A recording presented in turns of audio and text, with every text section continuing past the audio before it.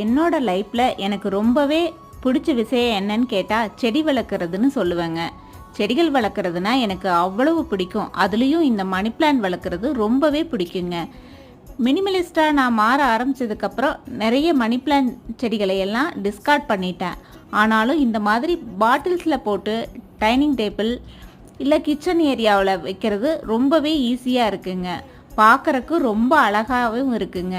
நீங்கள் எங்கே இருந்தாலும் இந்த மணி பிளான்ட்டை ஈஸியாகவே வளர்த்துறலாங்க.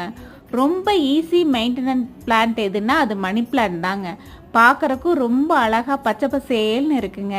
இதை பார்க்குறப்ப என்ன ஒரு மனநிலையாக இருந்தாலும் சாந்தமாக மாறிடும். நீங்களும் ட்ரை பண்ணி பாருங்கள். உங்களுக்கு இந்த மாதிரியான ஒரு சூப்பரான எக்ஸ்பீரியன்ஸ் கிடைக்கும். ஹோம் டெக்கார் பண்ணுறதுக்கு நிறைய பொருள் காசு கொடுத்து வாங்குறத விட மணி பிளான்ட் வளர்க்குறது ரொம்பவே ஈஸி. தேங்க்ஸ் ஃபார் வாட்சிங்.